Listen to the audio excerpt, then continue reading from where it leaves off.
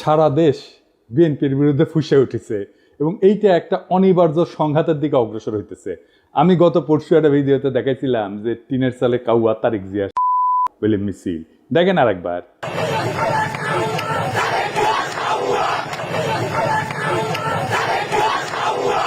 আজকে দেখেন একের পর এক মিছিল।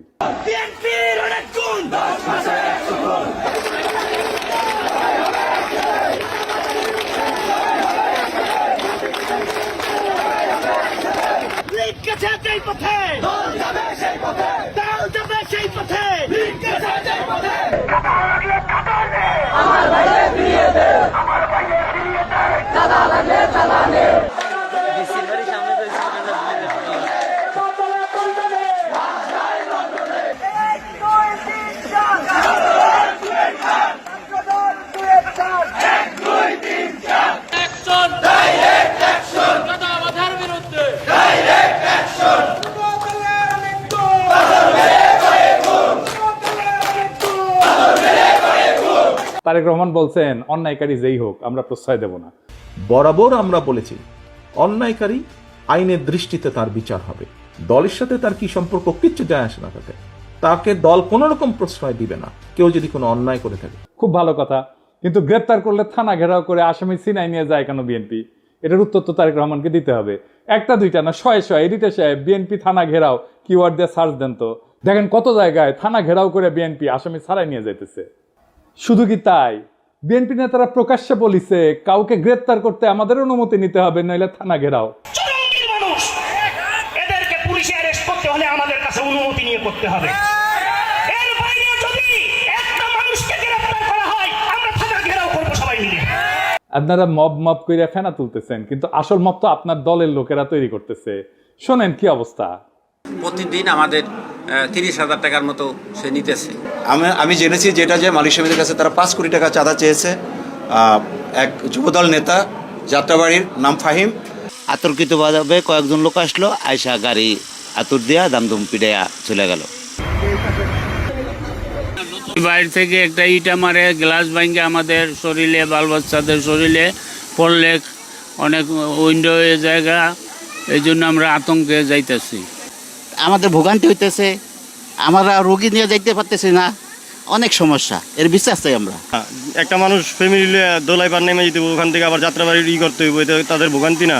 এই পরিস্থিতি আমাকে জানে কোনো নিরাপত্তা নাই, সেজন্য আমাকে ঢুকতে না। আবার কয় গাড়ি লিয়ে আসলে 5,000 টাকা জরিমানা দিয়ে এবার গাড়ি নিবি, এই ডরে আমরা গাড়ি যাত্রাবাড়ি যাই না, আমরা দোলাই পাতে ঘুরে আসবি। দুই রকম কথা বললে তো হবে না। আপনারা তো আইন শৃঙ্খলা পরিস্থিতির অবনতি ঘটাইতেছেন, আপনার দলের লোকজনই ঘটাইতেছে। আপনারাই বলেন মব, আর এটা কি থানা ঘেরাও? এটা মব না। আপনার দলের নিজেদের ভিতরে মারামারিতে গত 6 মাসে 43 জন মারা গেছে। নিজের দলের ভেতরে মারামারি থামাইতে পারেন না, প্রফেসর ইউনূসকে দোষ দেন। আবার দেখেন বিএনপি অফিসে কে বা কারা ককটেল মারছে, এটা অতি জঘন্য কাজ হয়েছে, কিন্তু এর রিয়াকশন দেখেন। কিছুক্ষণ আগে বিএনপির পার্টি অফিসে ককটেল মারছে ওই রাজাকারের বাচ্চারা। এই সরকারকে সাবধান করে দিতেছি, কয়ে দিলাম অতিরিক্ত বাড়াবাড়ি করলে সরকার আমরা বয়সি, সরকার নামাইতে 10 মিনিট সময় লাগবো না। এই কুত্তা মার্কা সরকার নামাইতে আমাদের 10 মিনিট সময় লাগবো না, সাবধান করে দিতেছি। কিন্তু আপনার কর্মীদের মনে আত্মবিশ্বাসকে জাগাইছে যে 10 মিনিটে সরকার ফেলাই দিতে পারবে। হ্যাঁ, এতই হেডম তা হাসিনার চোদনে বাংলাদেশের মানুষ 16 বছর ছিল কেন?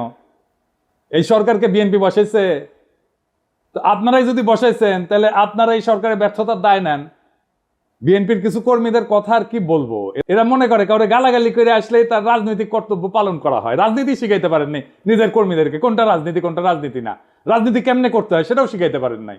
আমি মাঝে মাঝে কমেন্টগুলো দেখি, আপনাদের দেখাই। এই ভিডিওটা আপনারা দেখেছেন না? তারেক রহমানের বিরুদ্ধে যত রকম অপপ্রচার আছে সেগুলো ডিবাঙ্ক করা হয়েছে, মানে সেগুলোর বিরুদ্ধে বলা হয়েছে এবং সেগুলো দেখানো হয়েছে যে এগুলো অপপ্রচার আমি করেছি। আমি সেখানে এসে বিএনপি কর্মী গালাইতেছে, সে ভিডিওটা দেখেই নাই, থাম্বনেল দেখিছে। ওরে কেউ বলছে বা নিজেই বুঝিছে পিনাকির ভিডিও যা যা বিএনপির বিরুদ্ধে আছে তার নিচে গালাগালি করে আসবে। খবরদার ভিডিও কলে দেখবে না, ভিডিও দেখলে পিনাকি ডলার পাবে। তোমরা ভিডিও দেখলে ওই এত বড় লোক হবি যে হাইগার ডলারে পাশা মুসবি। ওই আইসা থাম্বনেল দেখিছে আর কপি পেস্ট মারিছে। এইগুলোই হইতেছে বিএনপির সমস্যা।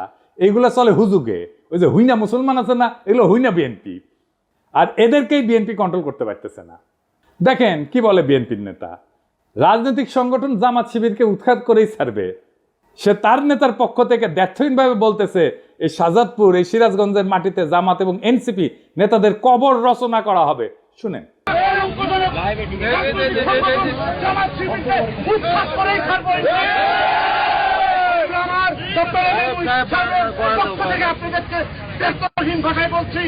এই শাহজাদপুর, এই সিরাজগঞ্জ, বাংলার মাটিতে জামাত এবং এনসিপি নেতাদেরকে কবর রচনা করা হবে। এর নাম হইতেছে আমির হোসেন সবুজ, সাংগঠনিক সম্পাদক শাহজাদপুর উপজেলা বিএনপি। আবার দেখেন তারেক জিয়াকে নিয়ে সন্তান মন্দ কথা বলছে, তাই ছাত্রদল নেতা সদল বলতে যায় বৃদ্ধ পিতাকে শাসাইতেছে। সকাল 10টা পর্যন্ত সময় বেঁধে দিচ্ছে, এর মধ্যে ক্ষমা না চাইলে যে জায়গায় পাই আমরা বিচার করব বলে হুমকি দিচ্ছে। শুনেন, বাড়িতে থাকে না, আপনার মাস্টার মানুষ, আপনারা সম্পূর্ণ শ্রদ্ধা দিয়ে কইতেছি। হ্যাঁ, এই যে আপনার মাস্টার, আপনি মাস্টার, আপনার ছেলে তারেক রহমানের গালিগালাজ করে, তারেক রহমানের এই ছেলে, এটা কাকা আমি আপনাদের বলবো। আচ্ছা কাকা, আপনি 80 সালে বিএনপি করেন, আমার বাবা আওয়ামী লীগ করতো, সমস্যা নাই, কিন্তু তারেক রহমানের নামে যে এই ধরনের কথাবার্তা গুলো লেহে, তখন আমরা তো মনে করেন যে আল্লাহ নবীর পরে তারেক রহমানের মানি, বাপদাদার চেয়ে বেশি মানি। এমন বিষয়টা হচ্ছে গিয়া উনি তো কোনো অপরাধ করে নাই, ওনারা এই যে গালিগালাজ করেছে কোন আমি একটা কথা শুনেন, আপনার ছেলেরে সন্ধ্যা কইবেন যে সুলতানের রায় ছিল কালকে সকাল 10টার মধ্যে তার টাইম, কালকে 10টার মধ্যে যাতে ফেসবুকে যেটা লেখছে এটাতে যাতে কয় যে ভুল করছে, ভুল স্বীকার করে কাকা। যদি ভুল স্বীকার না করে এর বিচার কিন্তু আমরা মনে করেন যেই জায়গায় পাই আমরা বিচার করে দিব কাকা, যদি আমরা ব্যর্থ হন কাকা। আর বৃদ্ধ পিতা হাত জোর করে ভয়ে কাঁদতে শুরু করছে, বারবার বলতেছে সন্তান ক্ষমা চাইবে। যে নেতায় কাণ্ড ঘটেছে সে বারবার বলছে যে সে এর কারণে সে বহিষ্কার হইতে পারে, কিন্তু এতে তার কিছু যায় আসে না, কারণ জানে বহিষ্কার হইলে তার দল বহিষ্কার প্রত্যাহার করবে আমাদের অগোচরে। এটা সময়ের ব্যাপার, বহিষ্কার কাগজের ব্যাপার। এইবার শুনেন, এটা আমি লাইভে আছি কাকা, একদম মনে করেন যে সারা বাংলাদেশে দেখতেছে আমার নেতা একটা মানুষ দেখতে পারে, আমার বহিষ্কার করতে পারে, আমার কোনো আপত্তি নাই। যাই হোক, বিএনপি মানে শুধু এরা না, এর বাইরেও বিএনপি আছে, আর তারাই মেজরিটি যারা সত্যিকার অর্থে শহীদ জিয়ার আদর্শ আর খালেদা জিয়ার উত্তরাধিকার বহন করতে চায়। তাদের অনেকেই আমাকে গত ভিডিওর পরে ফোন দিছে, বিএনপির নানা পর্যায়ের নেতাকর্মীরা। অনেকে বলছে যে ভাই দিন শেষে আপনি ইলিয়াস আর কনক মিলা বিএনপির ড্যামেজ কন্ট্রোল করলেন, এখন অনেক পোস্টে হোস্টাইল রিয়াকশন কমেন্ট অনেক কমছে। অনেকে বলছে যে কাজটা ভালো করেন নাই বিএনপিকে রক্ষা করতে যাইয়া। আমি আসলে বিএনপিকে রক্ষা করতে যাই নাই, দেশের স্বাধীনতা সার্বভৌমত্ব রক্ষা করতে গেছি। আর বিএনপির ভুলগুলো ধরায় দেওয়া থেকে আমি সরে আসি নাই। এখন কইবেন বিএনপিকে রক্ষা করলে বাংলাদেশের স্বাধীনতা সার্বভৌমত্ব, দেশের স্বাধীনতা সার্বভৌমত্ব কেমনে রক্ষা হয়? আসেন এটা না বুঝে দেখি বিএনপির সাথে স্বাধীনতা সার্বভৌমত্ব কেন যুক্ত। একটা আধুনিক রাষ্ট্রের স্বাধীনতা সার্বভৌমত্ব কেবলমাত্র তার ভূখণ্ড বা আন্তর্জাতিক স্বীকৃতির উপর নির্ভর করে না, বরং সেটা গঠিত হয়, তৈরি করতে হয় রাষ্ট্রের জনগণ, প্রতিষ্ঠান এবং রাজনৈতিক পরিকাঠামোর সমন্বয়। তিনটে জিনিস, জনগণ, প্রতিষ্ঠান এবং রাজনৈতিক পরিকাঠামোর সমন্বয়। এই কাঠামোর কেন্দ্রে অবস্থান করে রাজনৈতিক দলগুলা। রাজনৈতিক দল কেবল রাষ্ট্র ক্ষমতার প্রতিযোগী না, তারা রাষ্ট্রীয় কর্তৃত্বের সামাজিক অনুমোদনের ধারক, জন অভিপ্রায় প্রকাশের মাধ্যম এবং রাজনৈতিক স্থিতিশীলতার একটা মৌলিক স্তম্ভ। যখন একটা দেশের রাজনৈতিক দলসমূহ ধ্বংস হইয়া যায় বা তাদের কার্যকারিতা ভেঙে পড়ে, তখন সেই রাষ্ট্রের আন্তঃপ্রাতিষ্ঠানিক ভারসাম্য, জনভিত্তিক শাসন এবং কূটনৈতিক অবস্থান দুর্বল হয়ে যায়, যা সরাসরি স্বাধীনতা সার্বভৌমত্বের উপরে আঘাত আনে। কি জটিল লাগতেছে? আরো পরিষ্কার করে বুঝে দেখবো, আসেন বুঝে দেখি। রাজনৈতিক দল কিভাবে গণ অনুমোদনের একটা সাংগঠনিক রূপ। রাজনৈতিক দলগুলো একটা দেশের জনমতের প্রাতিষ্ঠানিক কণ্ঠ। দলীয় রাজনীতির মাধ্যমেই জনগণ রাষ্ট্র ক্ষমতায় অংশ নেয়।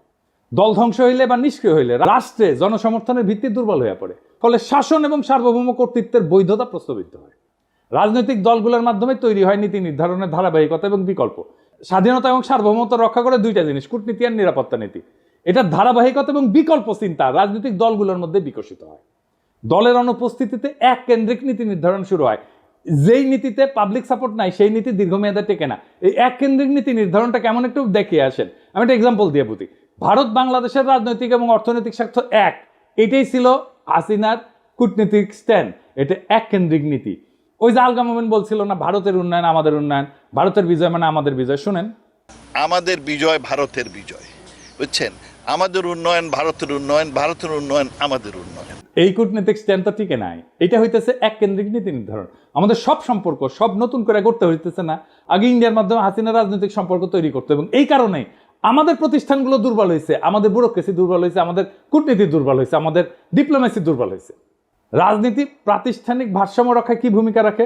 সুস্থ রাজনৈতিক দলগুলা নির্বাহী, আইন প্রণয়ন এবং বিচার বিভাগের ভারসাম্য রক্ষায় সহায়ক হয়। দলগুলোর অনুপস্থিতিতে রাষ্ট্রযন্ত্রের অঙ্গগুলোর মধ্যে ক্ষমতার ভারসাম্য নষ্ট হয়। এর জন্যই কর্তৃত্ববাদী প্রবণতা তৈরি হয়, যেমন যেটা হয়েছিল হাসিনার আমলে, এবং এর ফলে বৈদেশিক হস্তক্ষেপের পথ উন্মুক্ত করে। আমি কয়েকটা প্র্যাকটিক্যাল উদাহরণ দিয়ে বুঝাই দিতেছি। ইরাক 2003 সালের পর থেকে বর্তমান পর্যন্ত ইরাকে কিন্তু একটা রাজনৈতিক দল ধ্বংস হয়ে গেছে। কোন পার্টি? সেটা বাথ পার্টি। এটা পতনের পর যে রাজনৈতিক শূন্যতা তৈরি হয়েছে, পশ্চিমা শক্তি নির্বাচন ব্যবস্থা চাপাই দিল, নিরাপত্তাহীনতা এবং জাতিগত বিভাজন রাষ্ট্রের ভিতরে সার্বভৌমত্ব কর্তৃত্বকে দুর্বল করে দিচ্ছে, আর রাষ্ট্র হিসেবে দাঁড়াইতে পারতেছে না ইরাক। জাস্ট বাথ পার্টি নাই জন্য, যত খারাপ পার্টি হোক। লিবিয়া গাদ্দাফি শাসনের পরে যে রাজনৈতিক শূন্যতা তৈরি হয়েছে, গাদ্দাফির যে পলিটিক্স ছিল সেই পলিটিক্সটাকে পূরণ করতে পারে নাই। তাই দেশটাতে মিলেশিয়া, বিদেশি হস্তক্ষেপ প্রধান নিয়ন্ত্রক শক্তি হয়ে উঠছে। রাষ্ট্রের সার্বভৌমত্ব আজও পুনঃপ্রতিষ্ঠিত হয়নি। আবার দেখে আফগানিস্তানে মার্কিন দখলদারির সময় তারা তো সাহায্য দিয়েছে প্রচুর, নানা ধরনের কনসালটেন্সি দিয়েছে, মেলা মানুষকে শাসন ক্ষমতায় বসাইছে, নানা শক্তিকে ক্ষমতায় বসাইছে, কিন্তু দেশটা শান্ত হয় নাই, দেশে প্রগতিও হয় নাই, কারণ রাজনৈতিক শূন্যতা ছিল। রাজনৈতিক শূন্যতা থাকলে সেই দেশ যে আগায় না, তালেবান পূর্ব আফগানিস্তান তার প্রমাণ। এখন আগাইতেছে না, এখন আগাইতেছে। কেন আগাইতেছে? কারণ এখানে পলিটিক্যাল ভ্যাকুয়ামটা নাই, আর পূরণ হয়ে গেছে। এটা নিয়ে একাডেমিক অনেক আলাপ আছে, আসেন সেই আলাপগুলো একটু এক এক করে দেখি। গামসির একটা হেজিমনির ধারণা আছে, আমি অনেকগুলো এপিসোডে এটা বলছি। মানে দলগুলা জনগণের মত এবং রাষ্ট্রীয় শক্তির মাঝে সাংস্কৃতিক এবং রাজনৈতিক সেতু বন্ধন তৈরি করে। দল ধ্বংস হইলে এই হেজিমনিক বা কর্তৃত্বের যে ব্লক, এটা ভেঙে পড়ে। ফলে বিদেশি শক্তি এবং স্থানীয় সুবিধাভোগীরা নতুন করে ক্ষমতা নির্মাণে নেমে পড়ে, যেটা হয়েছে আজকে। হান্না আরেন্ডের পাওয়ার ভার্সেস ভায়োলেন্স বলে একটা তত্ত্ব আছে। ওখানে উনি বলছেন যে রাজনৈতিক দলের অনুপস্থিতিতে রাষ্ট্র জন্ম নেয় সহিংসতা নির্ভর প্রশাসনিক ব্যবস্থা, যার উপরে জনগণের কোনো কর্তৃত্ব থাকে না। এতে সার্বভৌমত্ব কেবল প্রতীকী থাকে, কার্যকর থাকে না। আর একজন দার্শনিক আছে ম্যাক্স ভেবার, এটা ওয়েবার বলে অনেকে, এটা উচ্চারণ আসলে ভেবার। তার একটা লেজিটিমেসি এবং অথরিটি বা কর্তৃত্বের বৈধতার তত্ত্ব আছে। উনি বলছিলেন যে একটা রাষ্ট্র কেন চলতে পারে, কেন মানুষ শাসকের কথা মেনে চলে, সেটা বোঝার জন্য আমাদের দেখতে হবে কর্তৃত্বের বৈধতা কোথায় থেকে আসে। উনি বলছেন যে 3 ধরনের শাসন থেকে কর্তৃত্বের বৈধতা আসে। একটা হচ্ছে ন্যাশনাল লিগ্যাল অথরিটি, বৈধ বা আইন ভিত্তিক কর্তৃত্ব, মানে যখন শাসকেরা নিয়ম করে নির্বাচিত হয়, সংবিধান আইন প্রতিষ্ঠা করে, প্রণয়ন করে, প্রতিষ্ঠানের মাধ্যমে রাষ্ট্র চলে। এই রাজনৈতিক দলগুলো এই ধরনের কর্তৃত্বের মূল মাধ্যম, কারণ দল নিয়ে নিয়ম মেনে প্রতিযোগিতা করে ক্ষমতায় আসা যায়। 2 নম্বর হইতেছে ক্যারিসমেটিক অথরিটি বা ব্যক্তিগত আকর্ষণে চালিত শাসন। কেউ হয়তো অত্যন্ত জনপ্রিয়, আবেগী বক্তা বা যুদ্ধনেতা, তাকে মানুষ অনুসরণ করে, তিনি নিয়ম বা আইনের চেয়েও ব্যক্তিত্ব দিয়ে রাষ্ট্র চালান। যেমন হইতেছে হিটলার, মোদি, গাদ্দাফি, এমনকি হাসিনাও, মুজিবও, মানে সোহরাওয়ার্দীর বডিগার্ড। 3 নাম্বার ট্র্যাডিশনাল অথরিটি বা ঐতিহ্যগত কর্তৃত্ব, মানে আমাদের পূর্বপুরুষরা মানত, ওরাই সবসময় চালায়, আমিও মানি, এই ধরনের আর কি। এটা রাজতন্ত্রে চলে, জমিদারি সামন্তবাদী শাসনে চলে।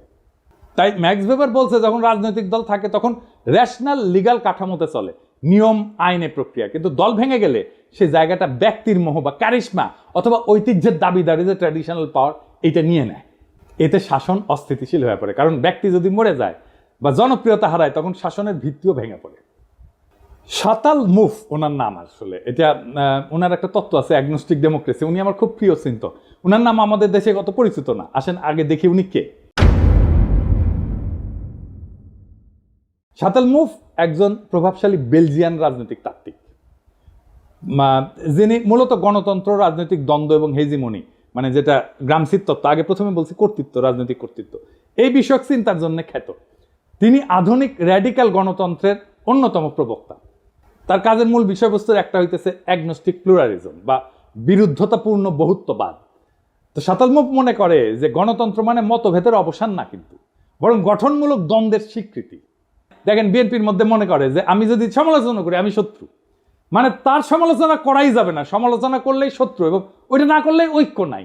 এই গণতন্ত্রই বোঝে না, ডেমোক্রেসির আধুনিক ধারণাগুলো এদের মাথার মধ্যে নাই একেবারে। রাজনীতি মানে ঐক্য না, বিরোধ রাজনীতি। আমরা একে অপরকে শত্রু হিসেবে না দেখে বিরোধী বা অ্যাডভার্সারি হিসেবে মানলে গণতন্ত্র টিকে থাকে। ওনার একটা ধারণা আছে লেফট পপুলিজম বলে, তিনি যুক্তি দেন যে ডানপন্থী পপুলিজমের মোকাবেলায় বাম ঘেঁষা পপুলিজমের দরকার আছে, যেখানে জনগণের আবেগ, পরিচয় এবং প্রতিবাদ সংগঠিত হবে প্রগতিশীল রাজনৈতিক লক্ষ্য নিয়ে।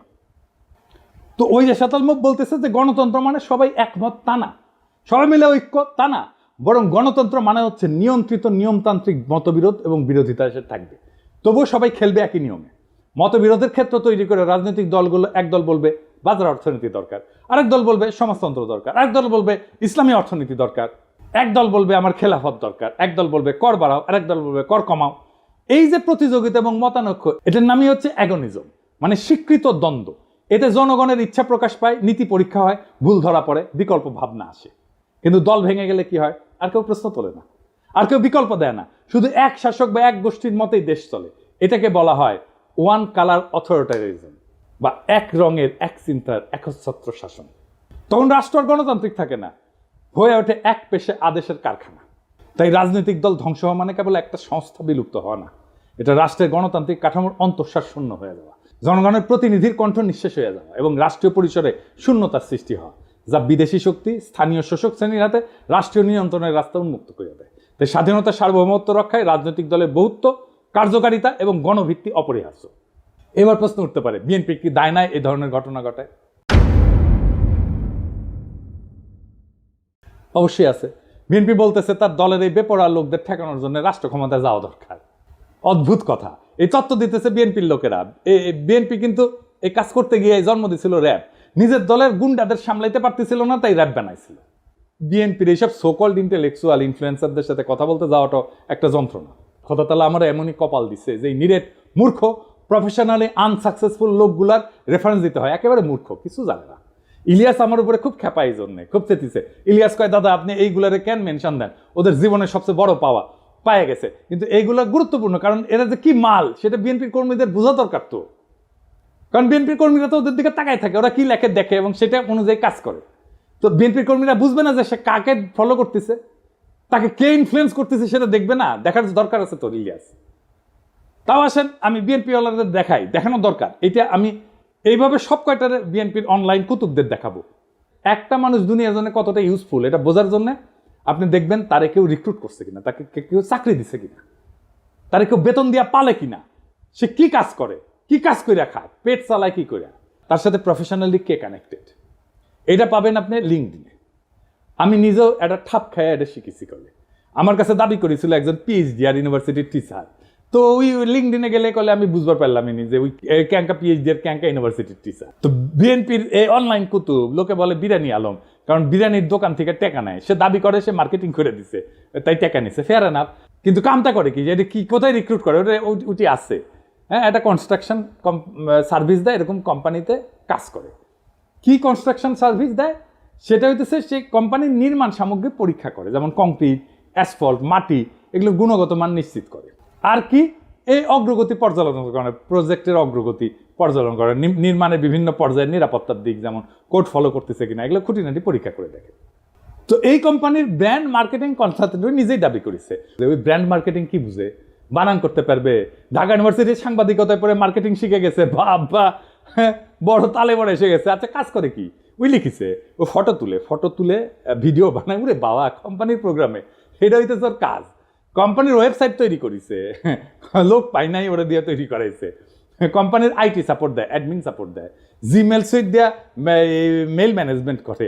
এর মধ্যে ব্র্যান্ড মার্কেটিং কোনটা বলেন তো? আপনারা তো মার্কেটিংয়ে অনেকেই পড়াশোনা করেছেন, বলেন তো কোনটা? আচ্ছা, সবচেয়ে বড় কাজ যেটা করে সেটাই কিন্তু কই নাই, গুগল ড্রাইভে কোম্পানির গুরুত্বপূর্ণ ফাইল আপ করে। আজকের তরুণ ওরে আপনি বস মানবেন? আমার ভিডিওতে অনেক মার্কেটিং ডিরেক্টর, সিইও, কোম্পানির মালিক দেখেন, আপনি ওরা রিক্রুট করবেন মার্কেটিংয়ে, জুনিয়র পজিশনে রিক্রুট করবেন না তো। আমার জীবনে একটাই বিষয় ছিল, হ্যাজাকের ল্যান্টার্ন কেমনে জ্বলে, কারণ পুরা যায় তো, তারপরে কেমনে জ্বলে। এই বিরিয়ানি আলমরা দেখার পরে আমার বিষয়, বিরিয়ানি আলমরা কে বেতন দেয় এই কাম করার জন্য? এই লোক বিএনপির অনলাইন কুতুব, অনলাইন ইনফ্লুয়েন্সার। এরে বিএনপি কর্মীরা দেখে, তারপর যা বলে উগড়ায় দেয় নানা জায়গায়। তো এই বিএনপি গাড্ডায় পড়বে না তো পাশে বাড়ি মোকলেস পড়বে। বিএনপি মনে করেছে যে সবকিছু আগের মতো থাকবে, শুধু যায় রাষ্ট্র ক্ষমতায় বসবে তারা ধপাস করিয়া। ক্ষমতায় বসে রাষ্ট্রযন্ত্র দিয়ে গুন্ডামি থামাবে আর সবকিছু ঠিক থাকবে, পুরা ফ্যাসিস্ট কাঠামো ঠিক থাকবে, শুধু ক্ষমতায় থাকা লোকগুলা বদলাবে। তাইলে তো তাকে আওয়ামী লীগ হয়ে দেশ চালাইতে হবে। পুরা রাষ্ট্র কেমনে চলবে এটা তো হাসিনার ইন্ডিয়া বসে ঠিক করেছে, সেভাবে বানাইছে সবকিছু। সেটা ঠিক রেখা বিএনপি তার মতো দেশ চালাইতে পারবে না? পারবে না। বিএনপিকে এই রাষ্ট্রকে র্যাডিক্যালি বদলানোর চিন্তা করতে হবে। এই বিএনপির 31 দফা অতি দুর্বল রাজনৈতিক কর্মসূচি। আমি শুধু কয়েকটা দেখাইছি, পুরাটা ইচ্ছা করে মায়া করে দেখাই নাই। উচ্চ কক্ষ নিয়ে দেখাইছি না? এত দুর্বল, আপনাদের চিন্তাই ঠিক নাই। আপনাদের রাষ্ট্র নিয়ে সিরিয়াস কোনো চিন্তা নাই। আপনার ক্রিটিসিজম ইন্টেলেকচুয়ালি ডিফেন্ড করতে পারেন না। গালাগালিতে নামায় দেন কর্মীদেরকে। আমি বলতেছি পারবেন না এইভাবে পারলে হাসিনাই ক্ষমতায় থাকতো। হাসিনার একটা বিশাল ইন্টেলেকচুয়াল বাহিনী ছিল, ইন্ডিয়ান ইন্টেলিজেন্সিয়ার ফুল সাপোর্ট ছিল। আপনার কিছু নাই, বাস্তবিকই কিছু নাই। দেখাই দিলাম হাতে নাতে। আপনাদের রাষ্ট্রচিন্তকদের আমার সাথে ডিবেটে বসায় দিয়েন, 5 মিনিটে রণে ভঙ্গে দিবে, টিকতেই পারবে না কোনো আলোচনায়। এটা অহংকার না, এটা রিয়েলিটি। মাইনা নেন এই রিয়েলিটি। শেখ মুজিব কইছিল না শরদ্দীর বদিগার্ড, রিয়েলিটি মেনে নাও ভুট্টোরে। আপনাদের রিয়েলিটি মেনে নিতে হবে। তাহলে বিএনপির কি করা দরকার? আমি বিএনপি করলে আমার বিপুল কর্মী বাহিনীর কর্মসংস্থানের জন্য কাজ করতাম। আমি প্রফেসর ইউনূসের সাথে বসে বলতাম, স্যার আমার 1 কোটি কর্মী আছে, এদের কাজ দিতে হবে, বুদ্ধি দেন, সাহায্য করেন। এদের লিস্ট করতাম, অর্গানাইজ করতাম, ট্রেন করতাম, ফান্ড জোগাড় করে দিতাম। তারপর SME স্মল মিডিয়াম এন্টারপ্রাইজের কাজে লাগাই দিতাম। এরা চান্দাবাজি করে, কারণ কাজ নাই। কাজে ঢুকাই দিতেন, সবকিছু বন্ধ হয়ে যেত, দেশেরও উপকার হইতো। আমি মনে করি এমনকি তারেক রহমানের একটা ফুল টাইম জব থাকা উচিত, উপার্জনের উপায় থাকা উচিত। ব্যবসা না চাকরি। চাকরির অভিজ্ঞতা ছাড়া আপনি পৃথিবীতে আপনার ইউজফুলনেস প্রতিষ্ঠা করতে পারবেন না। উনি যখন রাষ্ট্র ক্ষমতায় যাবেন তখন সেটা বাদ দিবেন। মানুষ যদি দেখে উনি কিছু করেন না, তাহলে রাজনীতি করেন, তাহলে মনে হবে যে আমিও রাজনীতি করব, কিছুই করব না। এবং মানুষ কি মনে করে আসলে আপনাদেরকে, পলিটিশিয়ানদেরকে মনে করে আপনারা চান্দা দিয়ে চলেন। এটা আমার কথা না, একদম জনগণের কথা। আমি দেখাই দিতেছি, শুনেন, দেখেন কি বলে। একটা কাম করে খায়, চাঁদা উড়ে খায়। ছোট নেতা চাঁদা উড়ায়, বড় নেতা মালিক হয়ে যায়। সব নেতা চলে চাঁদার টাকা দিয়া। কোন নেতা কাম করে কইতে হবে যে আমি কাম করি না ভাই? সব নেতারা খায় চাঁদার টাকা। চাঁদার টাকা খাইয়া সব নেতার সংসার চলে। আর বাচ্চা কাছে পড়ালেখা করে চাঁদার টাকা দিয়া। ওরা সংসারে মার্কেট করে, টাকা পয়সা দিয়ে মার্কেট করে, যে পানিটা কিনে খায় চাঁদার টাকা দিয়া। চাঁদার টাকা ছাড়া সংসার চলে না। ওরা চিকিৎসা করতে চায় বাইরে বিদেশে চিকিৎসা করতে চায় চাঁদার টাকা দিয়া। আপনি খোঁজ নিয়ে দেখেন, যত বড় নেতা হোক এই চাঁদার টাকা খাইয়া নেতামি করে। প্রত্যেকটা নেতা চাঁদার টাকা খায়, প্রত্যেকটা কর্মী চাঁদার টাকা খায়। কোন দলে চাঁদাবাজ থাকবো না বাংলাদেশে। চাঁদার টাকা খাইয়া এরা রাজনীতি করে। এখন চাঁদা বন্ধ হইলে রাজনীতি কেউ করবে না। চাঁদা বন্ধ হয়ে গেলে রাজনীতি কেউ করবে না। যে ধান্দা নাই, রাজনীতি করবো কেন? কাম করে খাই। চাঁদাবাজি আছে জড়িত, আপনি খোঁজ নিয়ে দেখেন ভালো মতন। দেখেছেন, রেসপেক্ট করে না তো পলিটিশিয়ানদেরকে। কেন করে না? কারণ আপনাদের মনে করে আপনারা চান্দা দিয়ে চলে। বিএনপি এখন একটা সন্ধিক্ষণে দাঁড়ায় আছে। সামনে 2টা পথ, একটা আত্মধ্বংসের আর একটা নবজন্মের। আপনি যদি রাজনৈতিক দল হিসেবে জনগণের কাছে ফিরে আসতে চান, তাহলে এই মুহূর্তে আত্মসমালোচনা, কাঠামোগত সংস্কার এবং র্যাডিক্যাল চিন্তার সাহস দেখাইতে হবে। বিএনপি যদি ভাবে তার পুরনো কাছে ফিরে গিয়ে ক্ষমতা ফিরে আসবে, তার দিবা স্বপ্নের বেশি কিছু না। এদেশের জনগণ নতুন কিছু চায়, নতুন রাজনৈতিক কল্পনা, নতুন নৈতিক নেতৃত্ব, নতুন র্যাডিক্যাল চিন্তা। যারাই নতুন চিন্তাকে ধারণ করবে তারাই ভবিষ্যতের নেতৃত্ব দেবে। একজন প্রকৃত রাজনৈতিক নেতা শুধু বক্তৃতা দেন না, কর্মীদের কাজ দেন। শুধু ভীষণ দেন না, সেই ভীষণ বাস্তবায়নের গাইডলাইনও দেন। যদি আপনার দলের কর্মীরা আজকে হুজুগে চান্দাবাজে পরিণত হয়ে থাকে, তাহলে তার দায় নেতৃত্বকেই নিতে হবে। তারেক রহমানের উচিত এখনই জব হোল্ডারদের মতো আচরণ শুরু করা। তাকে একজন ওয়ার্কিং স্টেটসম্যান হতে হবে, শুধু প্রবাসী ভবিষ্যৎ প্রধানমন্ত্রী না। বিএনপির সামনে এখন 3টা বড় কাজ: নিজের কর্মী বাহিনীকে প্রশিক্ষণ দিয়ে উৎপাদনমুখী কাজে লাগানো, র্যাডিক্যাল স্টেট রিফর্ম পরিকল্পনা নিয়ে জনগণের সামনে হাজির হওয়া, আর 3 নাম্বার দলে থাকা ডিজিএফআই চাঁদা খাওয়া, রয়ের টাকা খাওয়া, নব্য দালাল, বেকার, অনলাইন কুতুবদের চিন্তাহীন দৌরাত্ম্য থামানো। এই রাজনৈতিক বিশৃঙ্খলা, ছিন্নমূল নেতৃত্ব আর চিন্তাহীন কর্মী নিয়ে রাজনীতির পরিণতি একটাই, নতুন করে একনায়কতন্ত্র আর গভীর বৈদেশিক হস্তক্ষেপ। বর্ষা বিপ্লবের চেতনাকে গণতান্ত্রিক কাঠামো থেকে তাড়াই দেয় এক ব্যক্তির ভাবমূর্তি কেন্দ্রিক প্রজেক্টে পরিণত করা। আপনারা যদি সত্যি শহীদ জিয়ার উত্তরাধিকার হন, তাহলে শহীদ জিয়ার মতো করে রাষ্ট্র গঠনের স্বপ্ন দেখেন, মাটি কামড়ায় জনতার ভরসা অর্জনের রাজনীতি করে। না হলে ইতিহাসের ডাস্টবিনে আপনাদের জায়গা হবে। এই সময়টাতে যারা সাহস করে সত্য বলছে, তারা বিএনপির শত্রু না। এই হুঁশিয়ারি শোনা না হলে সামনের দিনগুলোতে আপনাদের পতনই কেবল অনিবার্য না, তা হয়ে উঠবে ইতিহাসের এক করুণ ট্র্যাজেডি। সময় আছে, বদলান, নয়তো ইতিহাস বদলায় দেবে আপনাদেরকে। ইনকিলাব জিন্দাবাদ, গণতন্ত্র জিন্দাবাদ, রাষ্ট্র রূপান্তরের রাজনীতি জিন্দাবাদ।